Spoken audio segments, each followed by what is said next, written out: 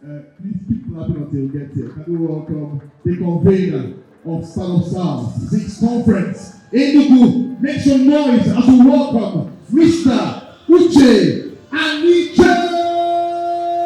Please keep clapping until we get here this morning. Thank you. Thank you.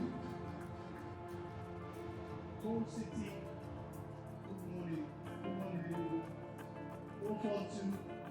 That's where 442. We started this project almost 7 years ago. 2015 to be precise. So that should be 6 years plus. So almost 7 years, right? This should have been the 7th edition of StartUpSouth if COVID didn't happen. But unfortunately, COVID happened, and this is the 6th instead of the 7th. So why did we start this, or why are we doing what we're doing?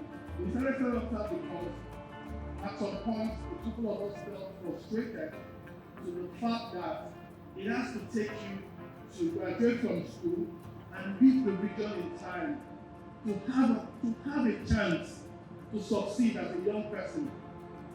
That's number one. And then innovation and technology is such a grand, it's such a game changer that could help our economy, not just as a region, but as a nation. And that we should be doing all we can to deepen this culture, this innovation across the entire country actually, right? And then we started the project, we started the course.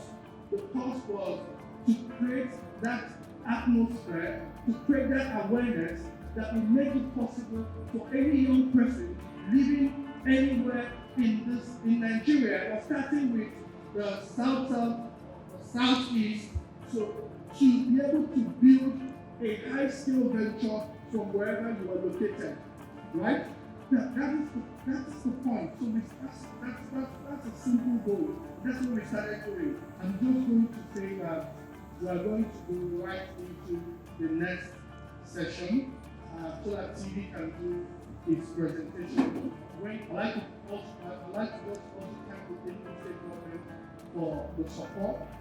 So for me, and Enugu for me is like a homecoming to the point where government is saying, government agencies are saying, we want this to happen. This is what we want to happen. And I think Enugu State deserves a round of applause for that.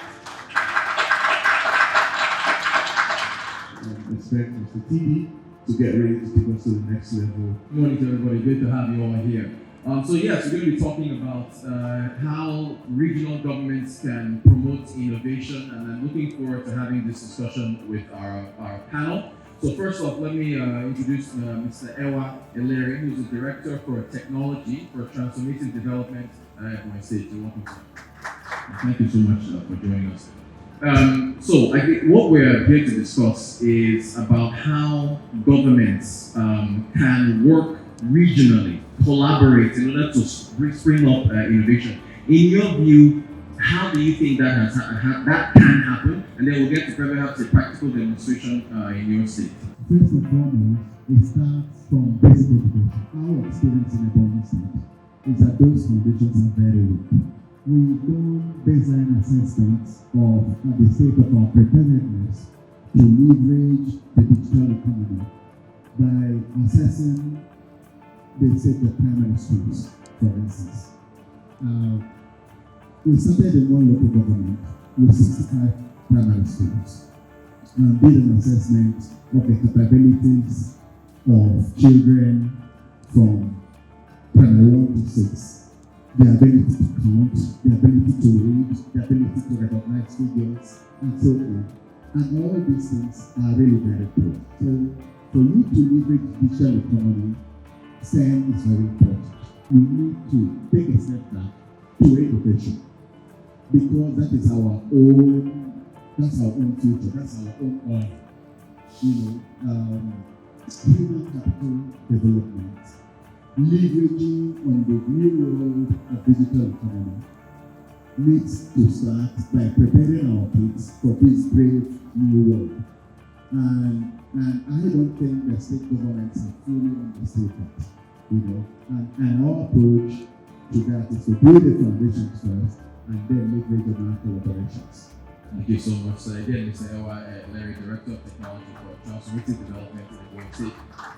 So I'm glad that we have Michael Oreka, CEO Anambra State ICT Agency. Thank you so much for joining us. So I was just asking Mr. Larry about how governments, regional governments, can come together to promote the innovation that is required. And he is stressing that it's about education, and that's what it's supposed to start. We'd like to also get your thoughts as well on how that can work. From the first step of establishing in each of the sub-nationals of the states and the regions, the next obvious step is to find ways to encourage collaboration within the various bodies at the state level. Now, why is that important? We all know the adage that no man is an island, no man can do it all by himself. And it's even evident with any technology you put your hands to, not just in IT, but in hard technologies. Take, for instance, the typical automobile. If an automobile is made up of 2,000 to 3,000 individual components, and with the newer types of cars we've had from 2010 onwards, 10,000 components. And when you go to Japan, Germany, the US, each of those components, you find that it's some SME that's making those components, sending them to the Toyotas, the BMWs, the Hondas of this world, and all they do is assemble them. How can we collaborate? There are 3 ways we can collaborate. The government agencies can actually collaborate with each other. That is one level. The agencies can actually encourage collaboration between the startups and the entrepreneurs in the states. For instance, if I am good at UI UX in Delta States and you are good at database management in Anambra State, why don't the agencies encourage the 2 bodies to collaborate with each other?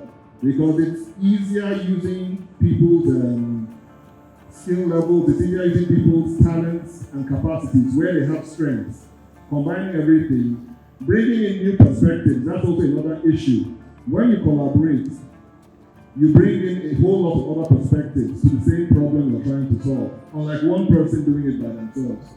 So definitely collaboration is the way to go. And the last area of collaboration is collaboration among the hubs.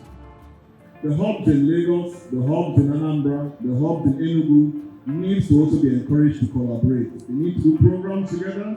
They need to push their various startups, their various participants, their various trainees to work together. So it's the same thing in the IT space.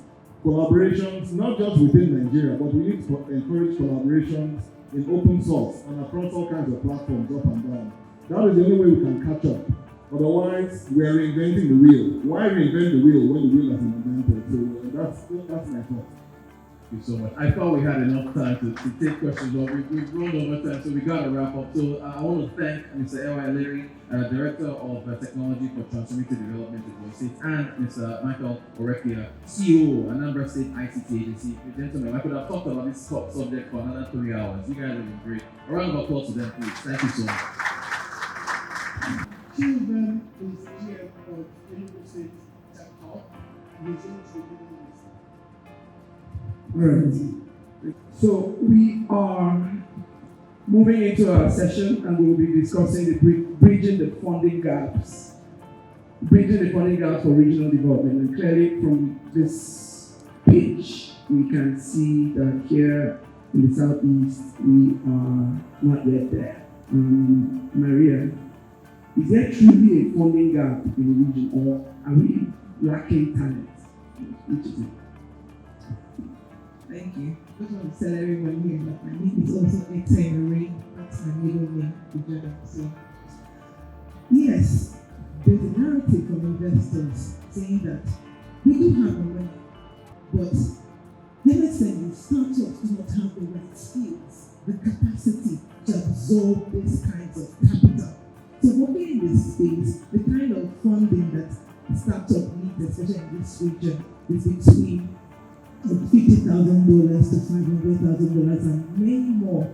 Like we need like $5,000 US. But investors don't want to invest in that kind of transaction because for them it's a waste of time because of the high cost of transactions. The average VC, the average people wants to invest above $1,000 US. But how many enterprises, how many startups in these areas are ready and positioned to absorb that kind of large funding. But they need that money. They need it to scale, to grow. So what do we do to address this? Maybe when I'll talk more about it later, but there are different levels, different ways we need to start thinking outside the box to come up with innovative solutions to ensure that startups in this region have access to the right kinds of funding to enable them to scale their solutions. Even they themselves also need to start seeing how they can come together, aggregate, and position themselves to receive larger capitals that investors want to give. So there are various approaches to this situation. Yes, there's a funding gap. It is real, it is huge. Secondly, too, startups need to increase their capacities and competence to receive this kind of capital that investors are looking for to invest, especially in this region. Thank you. Thank you so much. All right. Emeka, so you heard what she said. What's your take on this? Okay, I mean, she's very correct. From our perspective in short, obviously, what we don't know for sure now, which led to what? There's a funding gap, there's a capacity gap. But I do believe that if the capacity was okay, that it would be easier to solve the funding gap. And what do I mean by that? We've had instances in which we had a deal, we actually syndicated a deal of about 4 networks, 1 foreign, 3 Nigerian.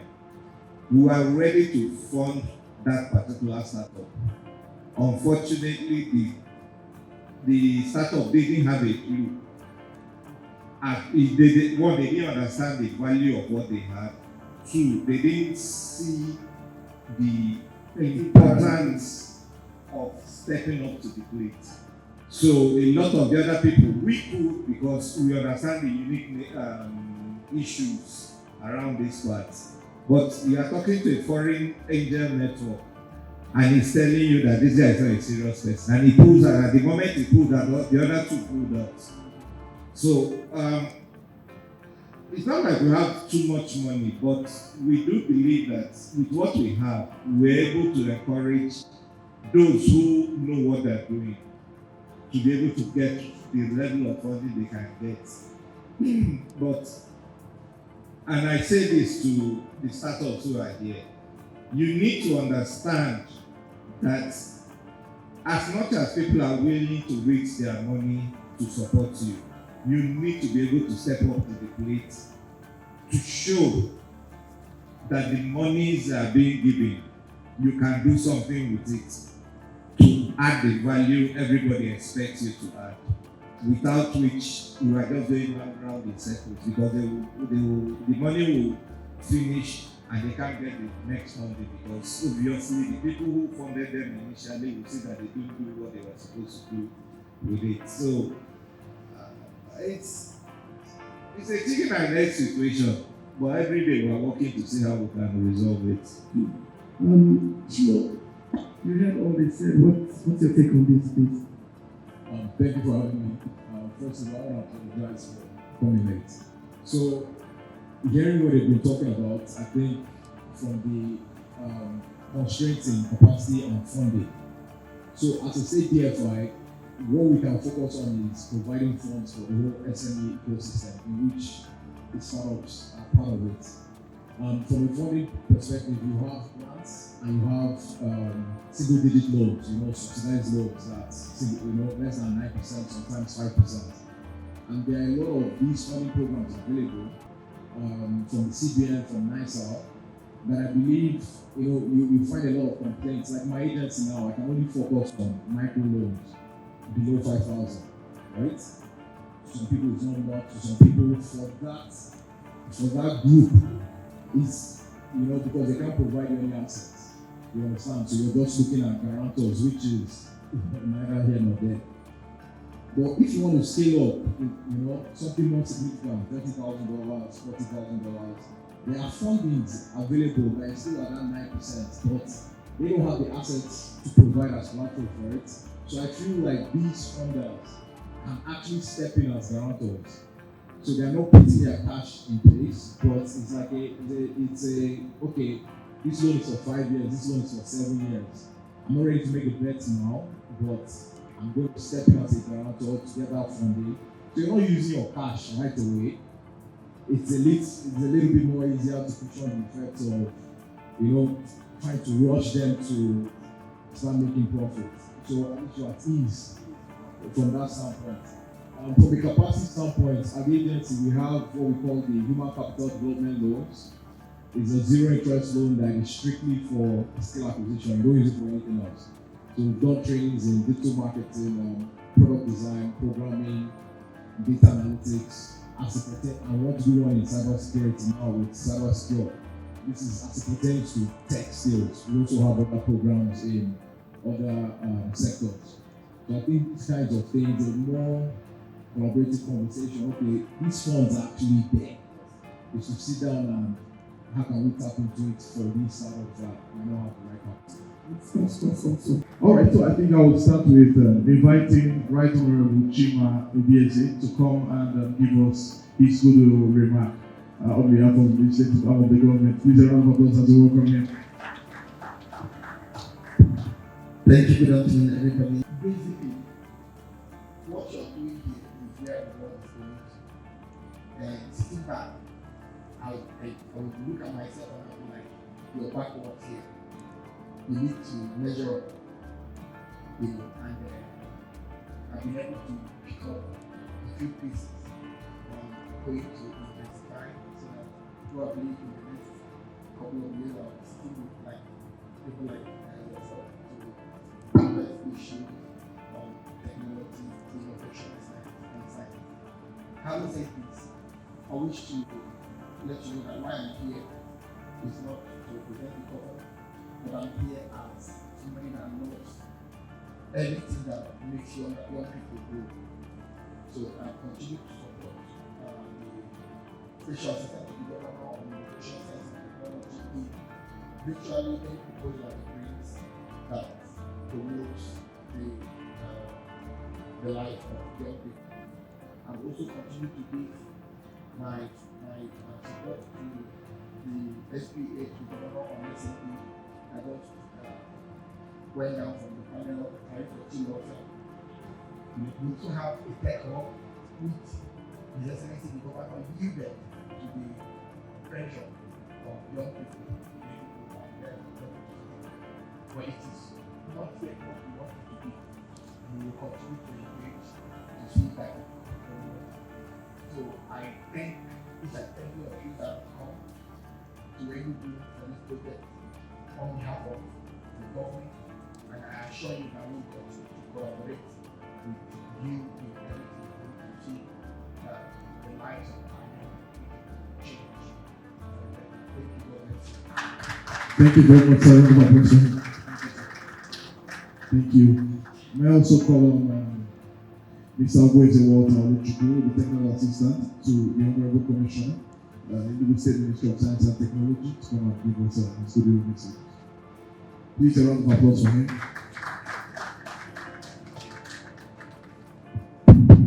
Thank you very much. Good afternoon, ladies and gentlemen. My name is Walter Obieze. I'm standing here on behalf of the Commissioner for Science and Technology, Honorable Obikama. Then, from the background of what we have within the tech ecosystem in Enugu State, the Ministry of Science and Technology has really done a lot in trying to see that the youth of the state embraces the tech industry. The government has for a very long time been encountering a lot of pressure on the issue of job creation, which all of us we know as a youth. Every day people calling with files, trying to seek for a job. We want job, we want job, we want job. It has been a burden to the government, and the government cannot create job for everybody at the same time. We all know what it means. So it became an issue of concern to the government on what do we do. Looking at Enugu State as one of the states that hosts quite a good number of higher institutions within the southeast. We have like SUT, IMT, we have UNM, other polytechnics, College of Agriculture, and the rest of them. And these institutions, they dole out students in thousands every year. There is high influx of graduates into the labor markets, and then there is no adequate job to absorb them.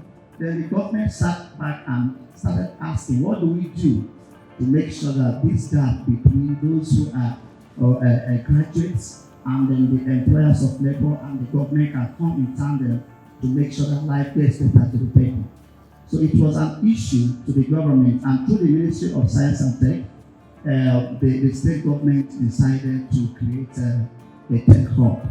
It's not just a tech hub, it's also a tech and innovation center where the youth can come together, create some innovative ideas, and investors like some of you people that are here, other tech stakeholders can come together and see how we can deliver an end-to-end solutions to the private sector, the public sector, and make some kind of dividends to make their life better for themselves. So the government looked at the demographic information that is on the text and decided to situate the tech hubs at different senatorial zones.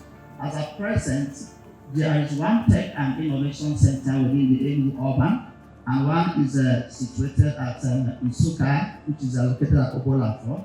And then the government has also promised to do another tech hub at 95 corner, just to make sure that there is a balance. And these hubs are well equipped with state-of-the-art facilities to enable young graduates and undergraduates, even those within the rural communities, to have access to tech innovations training and also some kind of mentorship. And then the second thing is on the job creation. The incubation process should be in such a way that those people who are being trained really hard will be capable of standing on their own after a short period of time. And if need be, the SME center can as well form them. So these are part of the things that the government needs. So it's an end-to-end solution. You don't just train, you train and also empower. Thank you very much. Thank you very much. A round of applause for him. Thank you for your time this afternoon. All right, without wasting much of our time, I want to introduce the Regional Coordinator Southern Nigeria at the Department for International Development, DFID, Mrs. Olachi Chuks Roni, for her remarks. Please a round of applause for her. With your remarks. Welcome. People, I think she gets here. Thank you. Good afternoon, everyone. I've been here much earlier before we actually started, but I had to go and take care of some family emergency after. I just want to say that DFID, formerly, that's the UK Department for International Development. Now we are Foreign Commonwealth and Development Office. We've been in the Southeast for the past 20 years, and out of that 20 years, I've been around for 18 years of that. And what we focused our attention on was trying to help to build systems that last. Because we found out that most of the time, all our attention is focused on individuals who run the systems. And when the individual gets out of the way, the system collapses. So we said, let's focus on building systems that can endure so that people come and go and the system remains. That's what we spent the past 20 years doing until we gradually closed some of the interventions we had. But I'm particularly pained about the status of the Southeast. I've been known as a fighter in my office because I keep asking the question, why the neglect of the Southeast? And I use a bit of propaganda to ensure that happens. Because of the sensitivity of where I work, and I say, if the Southeast is being put in the corner, and you're here to help bring about development, don't join to put the Southeast in the corner too.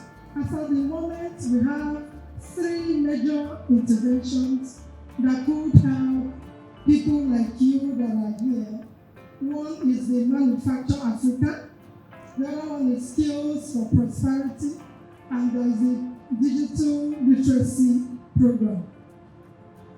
So I'm really excited to have been here. Thank you very much.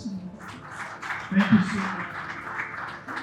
So we set up an award in his honor, and that award is geared towards identifying individuals who have exhibited and lived out those kind of ethos that we have identified with Innocent Chukuma.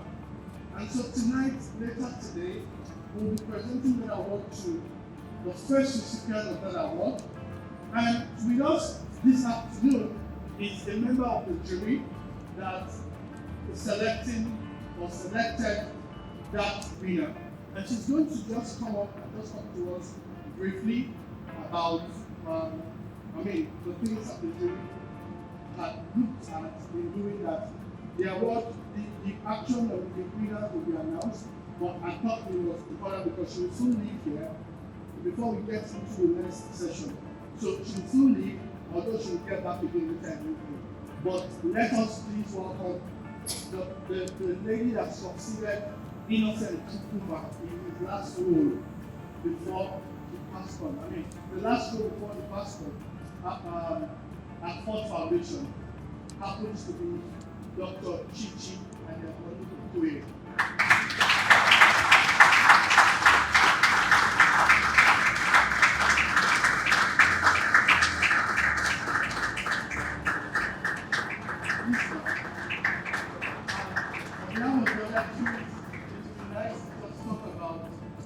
Some of the considerations that the jury have had, possible.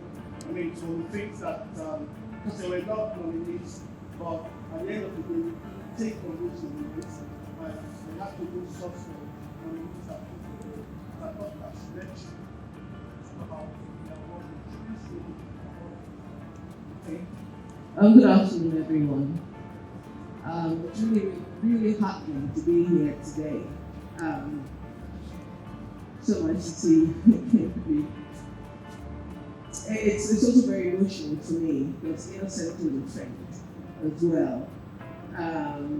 Even though he had left the foundation before he passed away, but he really was somebody who was very keen on supporting young people, supporting initiatives, innovative initiatives, and had the courage to also do so in the Southeast.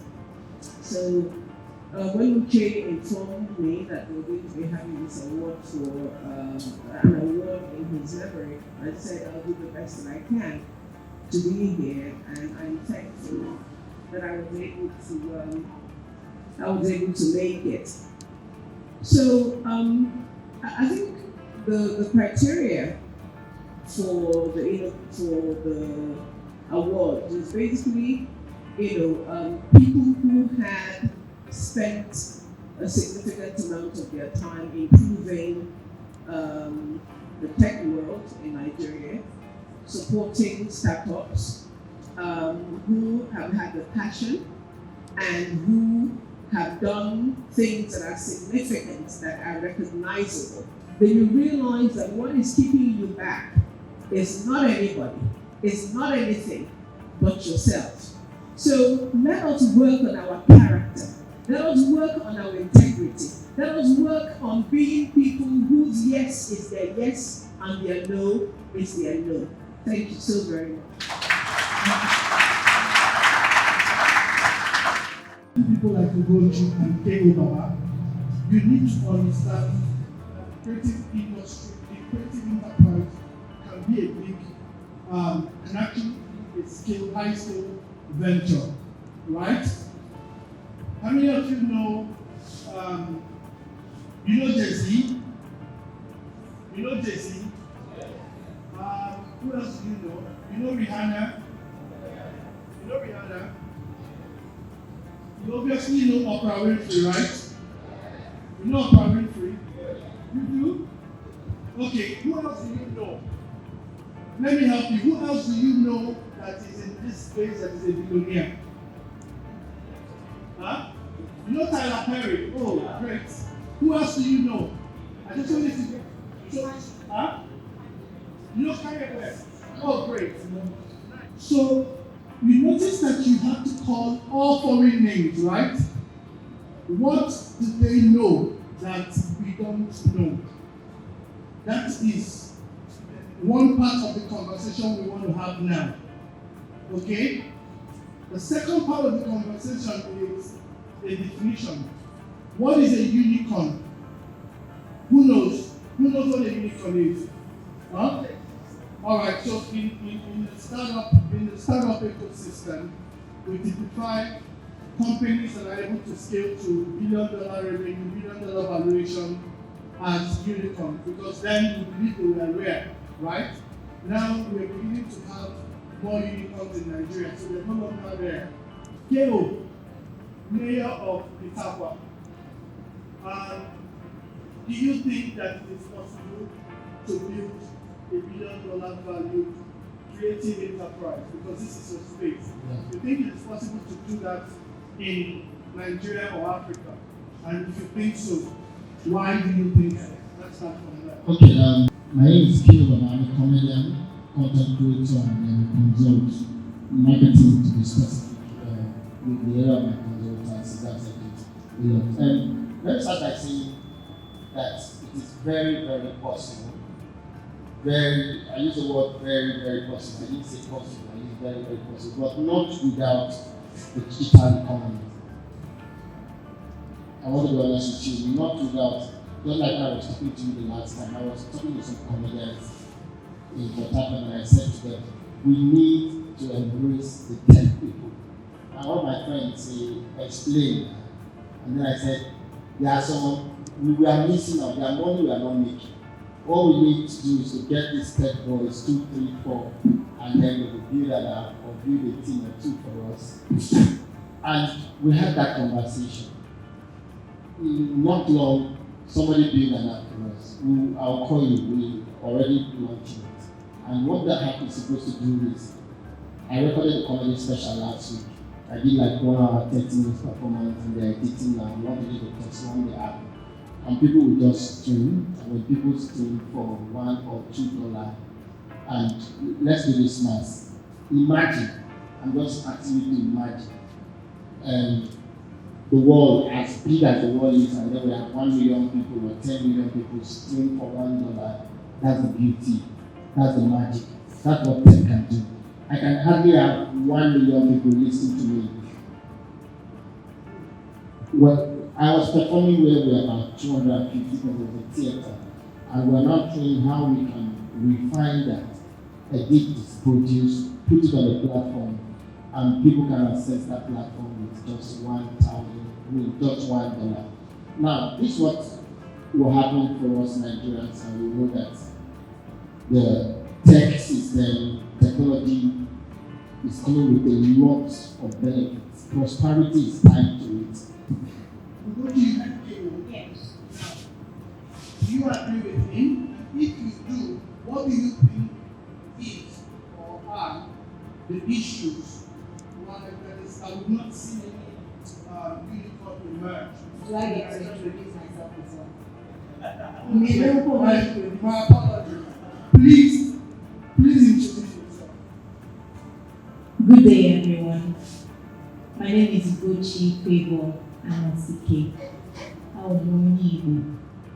And I'm a singer, I'm a content creator, and I rap sometimes. Don't listen to me. I'm so excited to be here. I feel honored to be talking to every single one of you, and this is such a huge opportunity for me. But everything that he has said is the truth. You know, we can actually have that. In fact, the truth is, there are so many billionaires in the creative space that maybe we do not talk about too often. Talk about the likes of Mr. Easy. Mr. Easy is doing such an amazing job with the how. You know, but sorry, do you mean billionaire in dollar terms or do you mean billionaire in dollars? Billionaire People are, you know, when COVID happened, there was this spike in creativity. 2020 was the year of creativity. 2020 was the year that creatives took over because everybody on my hand, they were in here. Everybody was jobless. So your phone was the companion, and people began to discover better ways to make money. Even now, people actually go, people want to be home, people just want to stay home and make money. Because now they know, like, I can actually make more from the comfort of my house.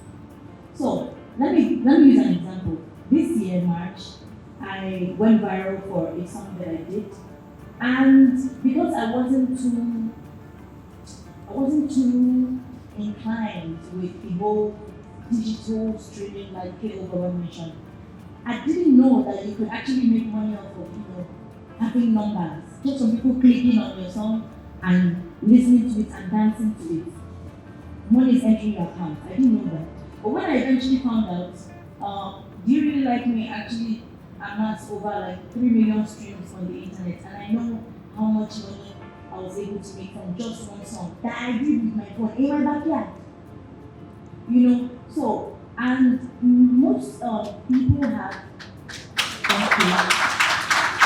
I love this song, thank you. A lot of people have streaming apps, a lot of people have developed streaming apps. In fact, people don't want to, upload their songs on these international streaming apps anymore, because they know that we can actually have our own. I can actually build my own app and upload my songs, and every money goes to me. Do you understand? So yes. So everything you said is correct. It is possible. Hello, good afternoon. Right, my name is Lars Eze. I'm a medical doctor and public health physician.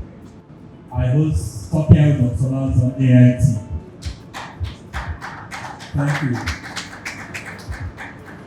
Okay, so we'll do a very quick one because my panelists have been much delayed and they have travels and other meetings. I'll quickly invite to the stage pharmacist Ukenjika Uwezoke.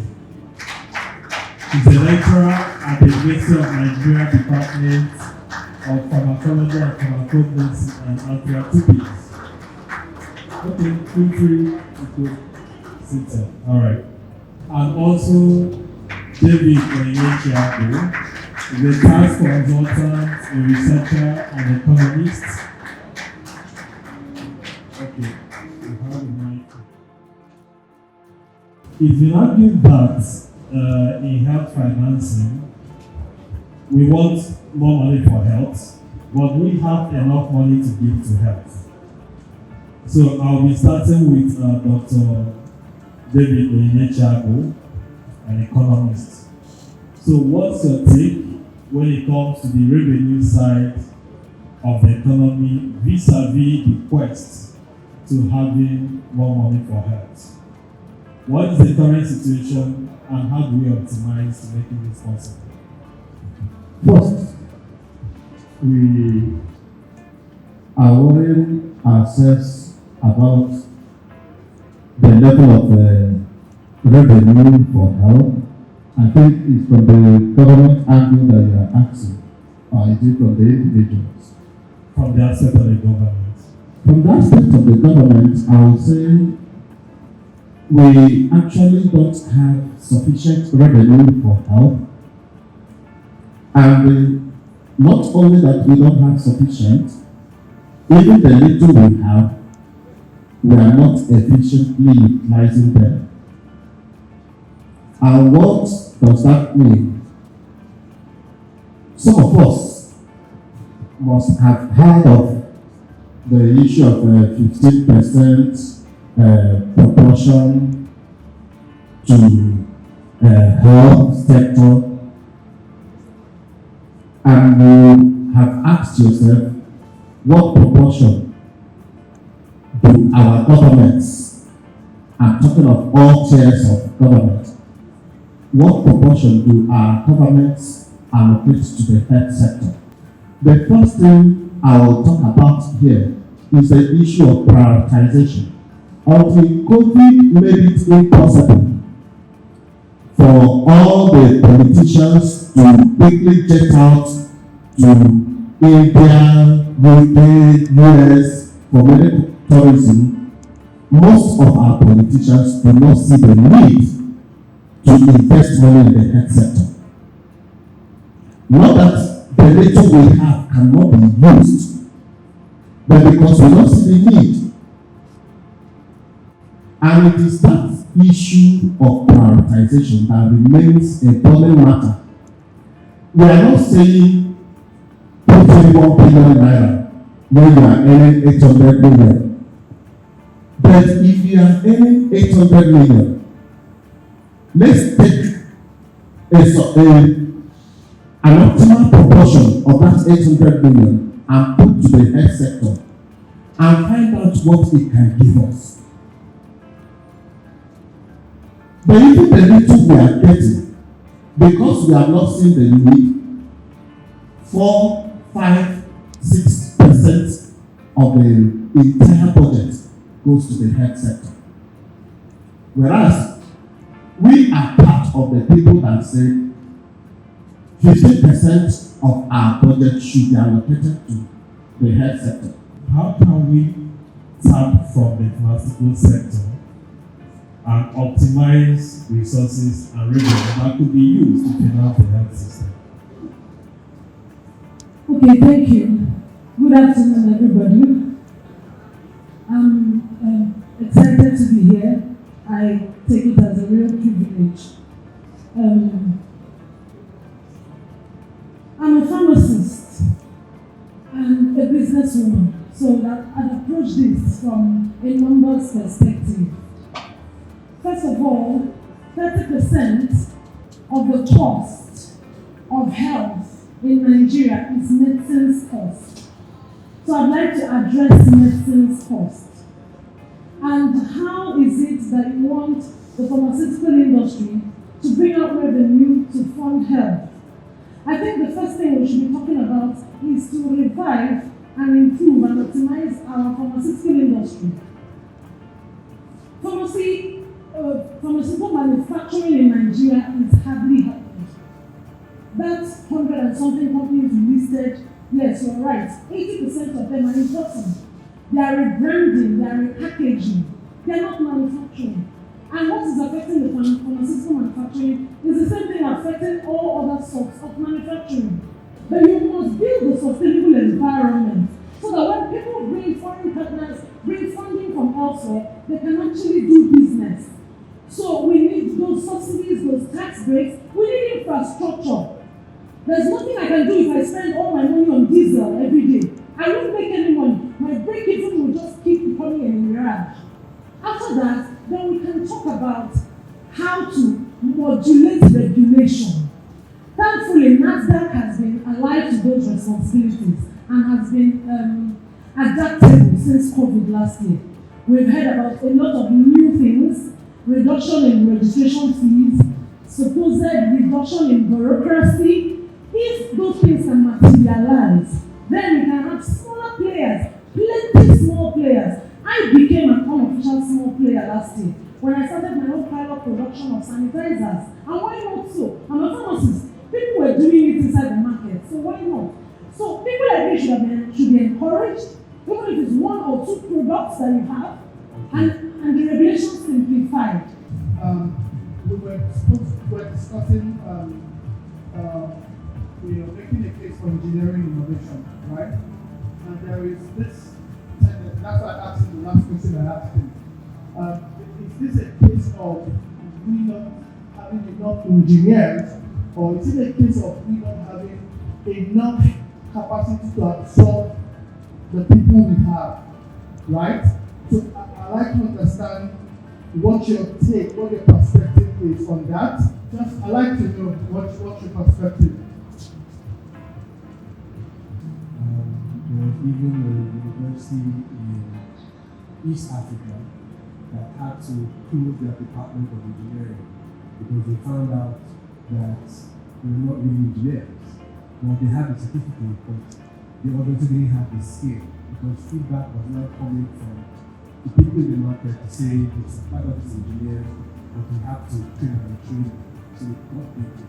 So yes, we have people with the degrees, but we don't have the relevant skills. We don't have the skills that is matching the fourth industrial revolution which we're talking about, right? From the first to the third one, probably we were sleeping, or everybody is now on this bandwagon of leapfrogging. You can't leapfrog your way through many things. Sometimes you have to, have the crawl, walk, run approach.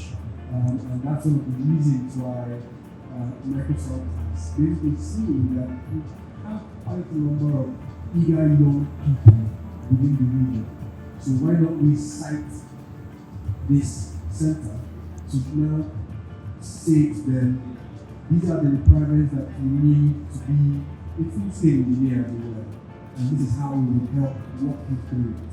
And in the event that you have innovations that are scalable, we are able to also help you take that forward. So, what are the numbers again? And I always work from numbers, and I'll get to your answer. So we graduate about 450,000 students a year from our tertiary institutions, right? Every year, about 450,000. Only about 40% of them are, between 35 to 40% of them are in science and science-related courses. That is non-science, 60 to 65% of them are in courses that are not science-related. Okay, so that means that essentially we graduate about 100,000 potential people who work in tech from an engineering perspective. Within the software space, we graduate 12,000. So how do you power a Silicon Valley with 12,000? And if you want to be honest with ourselves, we will discount that number by the quality that is coming out of the schools. Not the intelligence of the students themselves, but the quality of what is coming out of the schools. And then you're now dealing with what's like a real number. And that's why if today you set up a business in any of our cities and you want to hire, you can't find the people. Microsoft can't fill the 500 slots if they wanted to open up. They wouldn't find 500 engineers today to bring into their ABC because they aren't there, right? Based on their hiring criteria. So there's a problem of quantity which we have to address. And addressing that problem of quantity, Silicon Valley and all technical systems, there's one of the principles that functions in technical system is serendipity, right? And that means that we must have a certain density of talent and resource for that serendipity to kick in. And the way to understand it, for those who remember their Brownian motion or their molecular biology or physics, you remember that, when the molecules, when the atom hits themselves, they give off energy. The market is not attractive. If the market is attractive, it is not attractive, right? The question is, what are we doing, those of us that are here? And if it comes to the talent, it's good to study systems that are working, opportunities that are working. If it's getting talent from university and they are building, the question is, can we sharpen those talents from university to build? We keep doing the programs that we're doing, people will go. And that is actually economic benefits, actually. So let's not see talent, so is talent are going, they send in remittances. And that's fine. So that's a different conversation. Let's not move to that. Thank you. But the question is, how can we still produce, again, quality talent, even from university?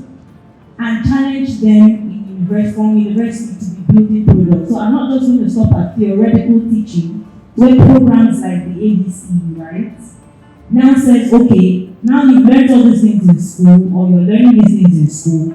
These are areas where you can build products from the university. And that's what happened with other ecosystems that are thriving. That we can do from tomorrow.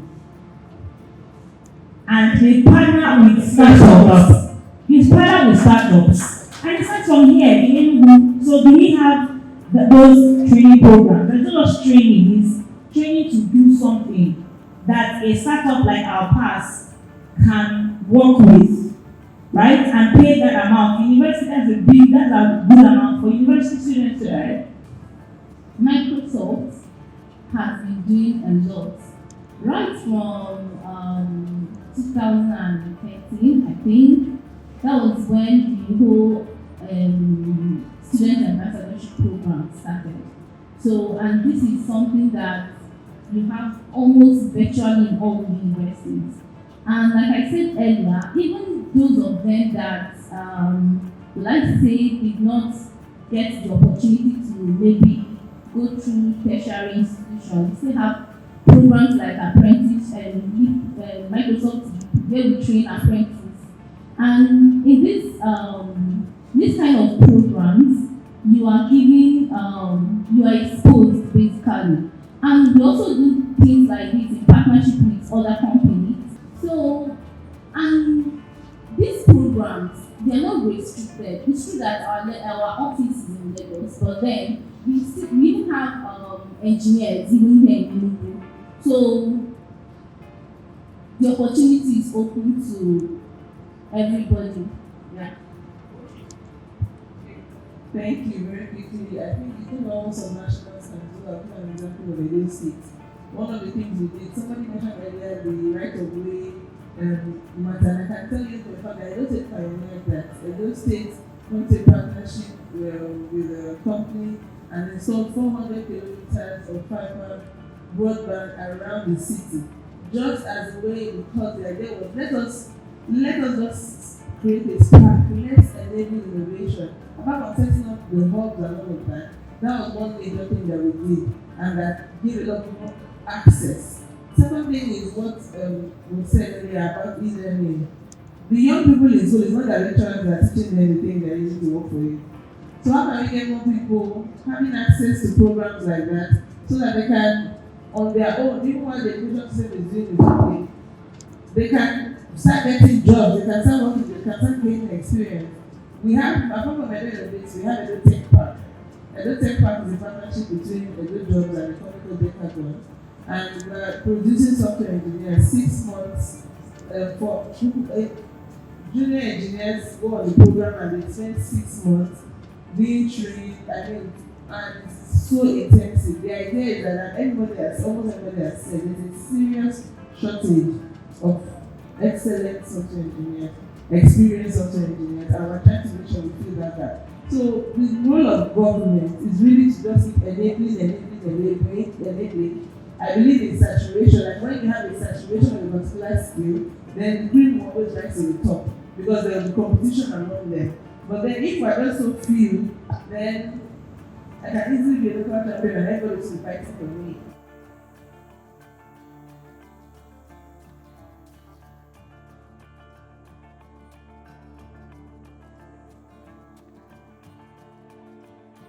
If you have a good product, money will chase you. I said, I'll give you an example. See this person that's sitting here. I've been chasing him because I want to give him money, but he's refusing to collect the money. You just started hard. People are refusing to collect money. People that have products that are working are refusing to collect money. People that don't have products are chasing money. You see that's what it is. So the first thing, to answer your question directly, what you need to do is to first work your contacts. Because that's what is lacking here. Work your contacts. Technology, people that can code see themselves as demigods and they don't need people around them. Then the other people too that have other skills, they don't even send you. Like him now, he knows his radio. If you don't build relationship, you pay for it. You pay heavily. Do you understand? When you have friends that are programmers, the first product you build is not 18 million naira product. It's not 20 million naira product. If you have to build 20 million naira product for your first iteration, to prove your first iteration, you are no longer, you're chasing, you're on your own. You're on a long thing. I want to mention that you cannot do it alone. If you really want to scale in the true sense of the startup, you cannot do it alone. You need help. Like you said, becoming an investor cannot just give cash. With the access that you need to leverage. If you don't leverage in that speed, you cannot do it as quick as you want. And the word startup will not play in your own venture. So that's what I personally have experienced. working with the Southeast Angel people. Another thing I would also like to mention is that you as a person should have character. Most of the times he spoke to it, but it cannot be emphasized enough. People want to do something, and you need to have resilience. Resilience in the sense that if you believe that this thing is a problem that is 1%, it might not seem like it the first few years. You might feel at it, and even when you're coming to them, don't hide those failures, because those failures can actually play out into failure. 1% of 1 billion is better than 100% of 10,000 naira, which is what your business was worth before you met angels. You understand? So look at it that way, that you're trying to get that business to grow so much that everybody around the pie is extremely happy. That's the only thing that should bother you, please. So thank you so much. Let me add to this.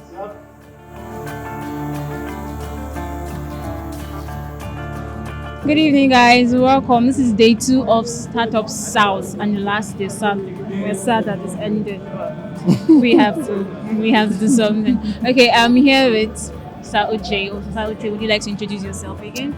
Okay, my name is Uche Aniche. I'm the convener of StartUpSouth. Oh my God, we heard that part, StartUpSouth. Like, we want to know what bettered this fusion, why StartUpSouth, what brought it about, and as we know, this is the 6th edition, right? And we'd love to know what made you start it.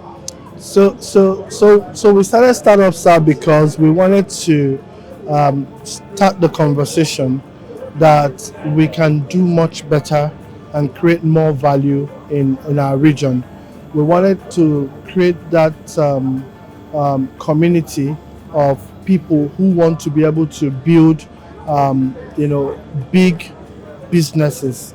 They want to be able to build businesses at scale, and as a way to solving some of the interactable social issues that we have. StartUpSouth is about South, and Southeast combined, right? Oh, okay. So we're a community. We're a community of founders that are interested to build. We want to build high-scale ventures, high-scale businesses. That's the first thing, right? Now, the conference is the way we achieve. It's one of the ways we achieve that, because then we bring people from across the region together. Like if you look at the whole people you saw today, a lot of people are from. Some people are from Enugu, some people are from Benin. Some people came from Benin. Some people came from Asaba, right? People came from Ore. People came from Port Harcourt, right? People came from Ebonyi, right? So these are community people coming from all of these places to network with people in Enugu, right? Because it is when this networking happens that you're able to find partners that can help you build, the big businesses. So that's what StartUpSouth is about. So that's what the conference is about. That's how what StartUpSouth as a whole is about. So thank you so much. If I should ask one more question, when is the next StartUpSouth? So the next StartUpSouth is actually end of October 2022. So like a year from now? Yes, we do the conference every year, and it's usually the same period. So we do it end of October. It's usually end of October, the last week of October. That's when we do StartUpSouth. Exactly. We don't know what city we're going to next, but one thing is sure: the cities we go to, as usually request is based on the demand from the city. So usually, like we came to Enugu because Enugu community members in Enugu wanted us to hold StartUpSouth.